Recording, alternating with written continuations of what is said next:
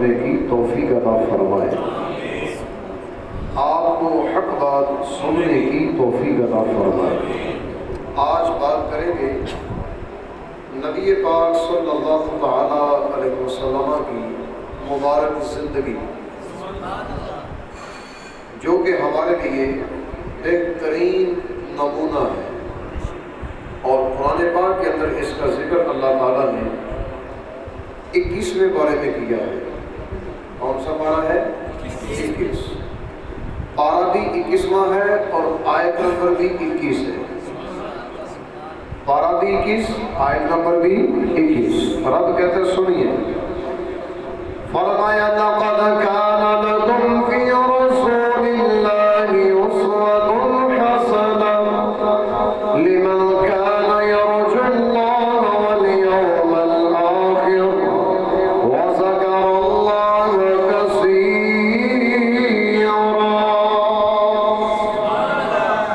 فرمایا لقد كان لكم في رسول الله أسوة حسنة، تحقیق تمہارے لیے اللہ کے رسول کی زندگی اسوہ حسنہ بہترین نمونہ ہے۔ رسول اللہ کی زندگی بہترین نمونہ ہے، کس کے لیے؟ لمن کان یرجو اللہ والیوم الآخر، فرمایا اس خوش نصیب کے لیے جو اللہ سے ملاقات کی امید بھی رکھتا ہے، آخرت پر یقین بھی رکھتا ہے۔ وذکر اللہ کثیرا، اور اللہ کو بہت زیادہ یاد کرتا ہے۔ تو ایسے خوش نصیبوں کے لیے مصطفیٰ کریم علیہ الصلوۃ والسلام کی مبارک زندگی بہترین نمونہ ہے۔ تو دیکھیں کتنے سونے انداز میں یہاں پر حضور کی زندگی کا اللہ تعالیٰ نے ذکر فرمایا۔ تو واقعی نبی پاک علیہ السلام کی مبارک زندگی بظاہر دیکھیں تو 63 سال ہے۔ کتنی؟ 63 سال۔ 13 سال مکے میں گزارے اعلان نبوت کے بعد، 40 سال میں اعلان نبوت فرمایا، اور 13 سال مکے میں، 10 سال مدینے میں۔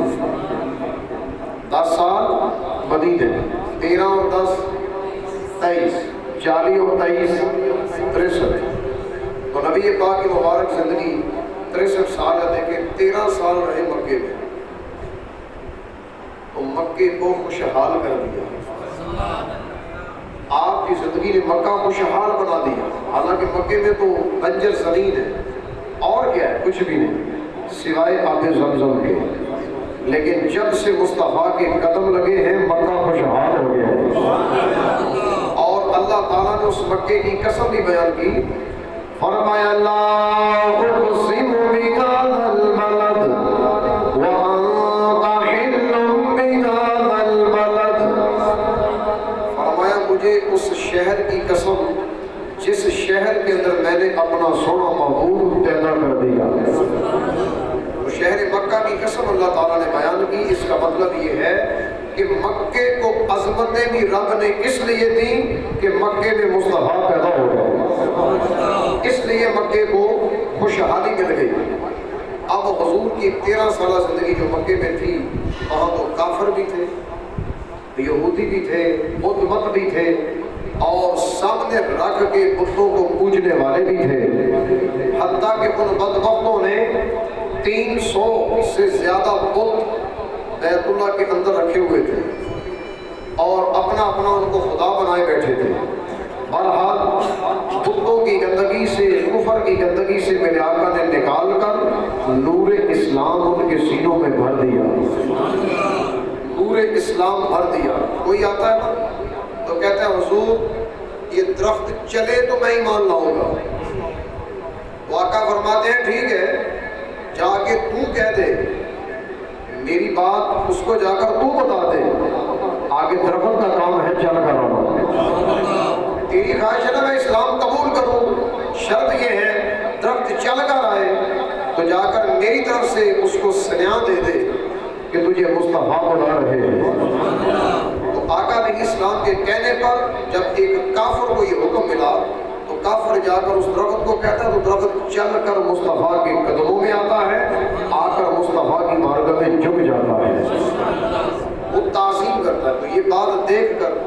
काफर ने कलमा पढ़ा। मेरे आका की अंदाज जिंदगी लाजवाब है, बोलने का अंदाज बेमिसाल है। आका अलैहि इस्लाम के मुबारक ज़ात शख्सियत ही ऐसी रोबदार है कि नबी पाक मक्के के अंदर एक दरख्त है बिल्कुल करीब, उस दरख्त के नीचे हुजूर आराम फरमाया करते थे। तो एक दिन तशरीफ लेके वहाँ आराम फरमा रहे थे, तलवार दरख्त के ऊपर सामने जलवागर थी। तो एक यहूदी आ गया, उसने कहा वाह वाह, मुसलमानों का नबी आज ख़त्म करने का मौका है। इरादा बुरा लेकर आया, तलवार उठाई और यूं नियाम से बाहर निकाल के खड़ा हो गया। इतने में मेरे आका ने आंखें खोली। हुजूर तो जानते हैं ना, सरकार फरमाते हैं कि याद रखना मेरी आंखें बंद होती हैं, दिल जागता है। आंखें बंद होती हैं, दिल जागता है। हर चीज का पता है कौन किस इरादे से आया है, क्या लेने आया है, इसको क्या चाहिए।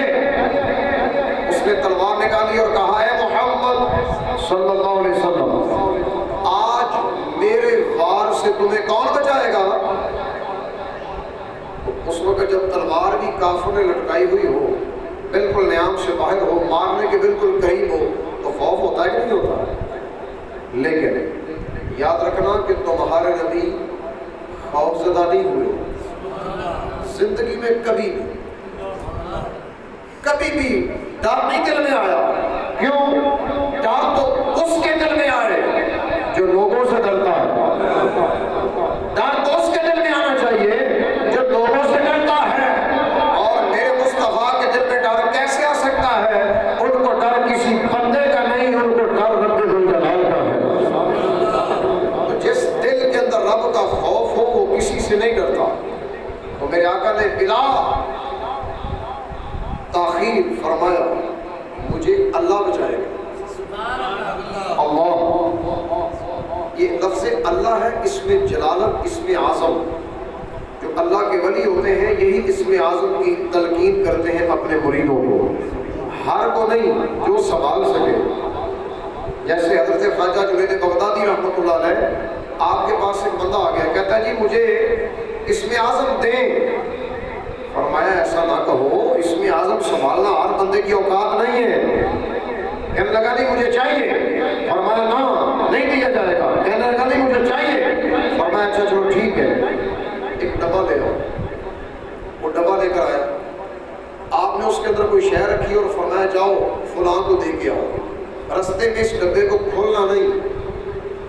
वो गया और उसने दरमियान में रास्ते में कहा कि चलो खोल कर देखते हैं इसमें है क्या। हालांकि हुक्म ये था खोलना नहीं, इम्तिहान ही होता है। तो उस डब्बे के अंदर जब खोला, उसके अंदर से निकली चूहा निकल कर भाग गया। तो बंदा कहने लगा अरे वाह, कैसे अल्लाह के वली बने फिरते हैं कि मेरे साथ इतना बड़ा धोखा कर दिया। मैंने कहा था इसमें आज़म चाहिए, इन्होंने मुझे क्या पकड़ा दिया। दोबारा वापस आ गया और आकर कहता है ऐ अल्लाह के बंदे, मेरे साथ क्या किया। आप फरमाते हैं कि लगता है तूने रास्ते में खोल दिया। रास्ते में जो बात पूरी थी होनी थी नहीं हुई, तूने रास्ते के अंदर गलती कर दी। कहने लगा हाँ। फरमाया क्या निकला। कहने लगा चूहिया। तो आपने मुझे चूहिया देकर भेजा, मैं तो आया था इसमें आज़म लेने के लिए। फरमाया बेवकूफ, जब तुझसे एक डब्बा नहीं संभाला गया तो तुम इसमें आज़म की बात करते हो, इसको कैसे संभालोगे। तो जब एक अल्लाह के वली के मुंह से लफ्ज़ अल्लाह निकले, उनकी नजर जमीन पर बैठे हुए लोहे महफूज में पहुंचती है। तो ये तो वली का आलम है। याद रखें मुस्तफा का आलम क्या होगा। जब आका के मुबारक लफ्ज़ से निकला होगा कि मुझे अल्लाह बचाएगा, तो उसके अंदर जलाल, हैबत, कहर, हर तरह की सिफत पैदा हो गई और आगे दिल कांपने लगा। और जब कांपने लगा तो उसके हाथ से तलवार गिर गई। आया तो था मारने के लिए, लेकिन तलवार गिर गई। सरकार ने प्यार से तलवार उठाई, फरमाया अब तुझे कौन बचाएगा। بول حضرت اب تجھے کون بچائے گا؟ مجھے تو چلو اللہ نے بچانا ہے، تو تجھے کہنے لگا مجھے کون بچا سکتا ہے، میرا ہے بھی کون ہے؟ کلمہ پڑھو اور مسلمان ہو۔ تو یہ میرے آقا کے اخلاق ہے، آقا کی مبارک زندگی ہے۔ جیسے ایک بڑی بےہودہ عورت تھی، بڑی بےہودہ، بڑی واقعات، بڑے عجیب و غریب کلمے بولتی تھی۔ وہ ایک دن آئی تو نبی پاک اس وقت کھانا تناول فرما رہے تھے، کھانا، تو سرکار کھانا تناول فرما رہے تھے گوشت، اور اس نے کہا حضور مجھے بھی دے، یہ سالن تھوڑا مجھے بھی چاہیے۔ تو نبی پاک نے سالن میں سے کچھ حصہ اس کو بھی دینا چاہا،